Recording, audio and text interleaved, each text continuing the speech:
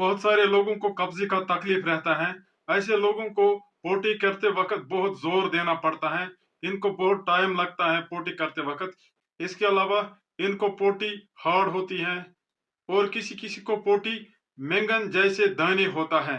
इनको पोटी करते वक़्त दर्द होता है। इसके अलावा ये कई दिनों के बाद पोटी करते हैं। अगर किसी को ऐसे मसले 2 हफ्ते तक रहेंगे, तो उसको दवा देना ज़रूरी है, तो वो कॉन्स्टिपेशन करार दी जाती है। बच्चों में अगर 1 महीने को ये मसले रहेंगे, तो फंक्शनल कॉन्स्टिपेशन हो सकती है। काज़ बरस न खाने की वजह से इन लोगों को कब्ज़ी होती है। इसके अलावा अगर एक शख्स पानी काफ़ी नहीं पिएगा और वर्जिश नहीं करेगा, तो उसको भी कब्ज़ी होने का खतरा है। बच्चों में कब्ज़ी का मेन वजह वक़्त पे पेशाब न करने का है। जो बच्चा नेचुरल कॉज के वक़्त पेशाब नहीं करेगा, उसको पोटी आंतों में ही बहुत वक़्त तक रहती हैं, जो खुश्क भी होती हैं। इसकी वजह से फिर इनको पेशाब करते वक़्त मुश्किलात होती हैं। खाली 5% में कोई खतरनाक वजह होता है, इसको ऑर्गेनिक कॉज बोलते हैं। मिसाल के तौर पर किसी-किसी को थायराइड की प्रॉब्लम हो सकती है, किसी को आंतों में ऑब्स्ट्रक्शन या ब्लॉकेड हो सकता है, किसी को आंतें सिलो हो सकते हैं, मिसाल के तौर पर हर्षफंग डिजीज, और किसी को एवाक्यूएशन प्रॉब्लम हो सकती है। सिम्टम्स, ऐसे पेशेंट्स को पोटी हार्ड होती है, पोटी करते वक्त इनको टाइम ज्यादा लगता है, इनको ज्यादा जोर देना पड़ता है, किसी किसी को हार्ड पेलेट्स होते हैं जिनको मिंगन बोलते हैं। इसके अलावा इनको पोटी करते वक्त दर्द भी होता है और किसी किसी को पोटी के साथ खून भी आ सकता है। अमूमन ये कई दिनों के बाद पेशाब करते हैं। जो बच्चा पेशाब वक्त पे नहीं करेगा, उसको पेशाब ज्यादा जमा होता है, अल्टीमेटली इसको खुद ही निकल जाता है, जिसको एनकोप्रेसिस बोलते हैं। इसके अलावा ऐसे बच्चे ज्यादा रोते हैं, ये इरिटेबल होते हैं। इसके अलावा ये बच्चे सही से नहीं खाते हैं, इनको भूख भी नहीं होती है।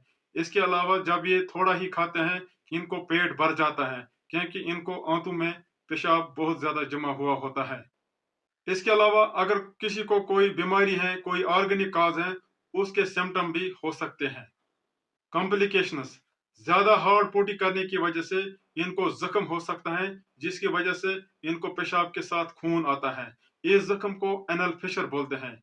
ज्यादा जोर देने की वजह से इनको पाइल्स या हेमोराइड्स का तकलीफ हो जाता है। अगर आप किसी कब्जे वाले बच्चे को बिस्कोडिल सपोजिटरी भरोगे, उसको बड़ा पेशाब जोर से आ सकता है, जिसकी वजह से इसको जख्म होने का खतरा है। इसके अलावा ज्यादा स्ट्रेनिंग करने की वजह से ऐसे बच्चों के आंते भी बाहर आ सकते हैं, जिसको रेक्टल प्रोलैप्स बोलते हैं। कब्ज वाले पेशेंट्स को दिन में 3 बार सब्जी खानी होती है या सलाद खाना होता है। इसके अलावा इनको दिन में 3 बार मेवे भी खाने होते हैं। इसके अलावा इनको होल ग्रेन्स ही खाने होते हैं। मिसाल के तौर पर चक्की आटा, ब्राउन ब्रेड या ब्राउन राइस। अगर ये बिस्किट खाना चाहेंगे, तो इनको डाइजेस्टिव बिस्किट ही खाना चाहिए। ऐसे पेशेंट्स को रोज एटलीस्ट 25 ग्राम फाइबर्स खाने होते हैं। Number 1, bulk farming. मिसाल के तौर पर ब्रान, एस्पाग्लोहैसक या मिथाइल सेलुलोस। ये फाइबर्स होते हैं, ये पेशाब का वॉल्यूम बढ़ाते हैं। ये पेशाब में खुद जमा रहते हैं, जिसकी वजह से पेशाब की क्वांटिटी बढ़ जाती है। इसके अलावा ये अपने अंदर पानी भी लेते हैं, जिसकी वजह से स्टूल्स वेट होते हैं। स्टूल्स ज्यादा होने की वजह से और वेट होने की वजह से स्टूल्स जल्दी चलते हैं और कब्जी टूट जाती है। ये दवाई 1 साल की उम्र के बाद ही दे सकते हैं। नंबर 2 कैटेगरी है ओस्मोटिक लैक्सेटिव्स। मिसाल के तौर पर मिल्क ऑफ मैग्नीशिया, लैक्टुलोज और पॉलीइथाइल ग्लाइकोल। ये 3 दवाई स्टूल में पानी ज्यादा बढ़ाते हैं। ये पानी को अट्रैक्ट करते हैं, जिसकी वजह से स्टूल वेट होते हैं और कब्जी टूट जाती है। ये दवाई 1 महीने की उम्र से ज्यादा बच्चों को दे सकते हैं। तीसरी कैटेगरी है स्टूल सॉफ्टनर्स। मिसाल के तौर पर लिक्विड पैराफिन। ये तेल जैसा होता है, इससे स्टूल सॉफ्ट भी होते हैं और लिब्रिकेट भी होते हैं। ये दवाई 1 साल की उम्र के बाद के बच्चों को दे सकते हैं।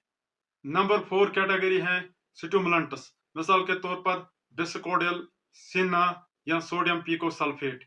ये 3 दवाई इंटेस्टाइन्स को ज्यादा एक्टिव करते हैं। इंटेस्टाइन ज्यादा मूवमेंट करते हैं। इंटेस्टाइन ज्यादा तेज चलने की वजह से कब्जी टूट जाती है। ये दवाई 1 साल की उम्र के बाद ही दे सकते हैं। नंबर 5th कैटेगरी है सेक्रेटिव। ये एक नई कैटेगरी है। मिसाल के तौर पर लोबिप्रिस्टोन। ये दवाई इंटेस्टाइन से वाटर निकालते हैं, सेक्रेट करते हैं, जिसकी वजह से स्टूल सॉफ्ट हो जाते हैं और कब्जी टूट जाती है। कब्जी की दवाई तब ही खानी चाहिए जब डॉक्टर एडवाइस करेगा।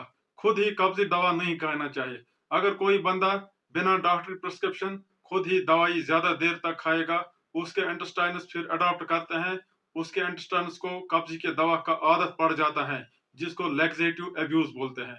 इसीलिए डॉक्टर के प्रिस्क्रिप्शन या डॉक्टर के एडवाइस के बाद ही कब्जी की दवाई खानी चाहिए। किसी किसी को रेक्टम में स्टूल बहुत हार्ड हुआ होता है, जिसको फीकोलिथ बोलते हैं। इसको ब्रेक करने के लिए आपको मजीद मेहनत करनी पड़ती है। फीकोलिथ को ब्रेक करने के लिए या इंफेक्शन को तोड़ने के लिए ऐसे पेशेंट्स को अमूमन हम नीचे से या रेक्टम से ही दवा भरते हैं। मिसाल के तौर पर 10 साल से कम उम्र के बच्चों को हम ग्लिसरीन सपोजिटरी भरते हैं। 10 साल के बाद आप डाल्कोलेक्स सपोजिटरी भर सकते हो अगर आपको डॉक्टर ने एडवाइस किया होगा। अगर किसी को बहुत ज्यादा फीकोलिथ्स हैं, उनको दस्तूरी भरते हैं। इसमें आप पानी जैसा दवा रेक्टम में भरते हो, जो स्टूल को नरम करता है और बाद में स्टूल निकल जाते हैं। एक डॉक्टर डिसइंफेक्शन ओरली भी कर सकता है। इसमें भी आपको कई सारे रेजिम्स हैं। मिसाल के तौर पर सोडियम पिकोसल्फेट या पॉलीइथाइलोग्लाइकोल विथ इलेक्ट्रोलाइट्स। क्रोनिक कॉन्स्टिपेशन तब बोलते हैं जब कॉन्स्टिपेशन का तकलीफ 3 महीने से ज्यादा हो।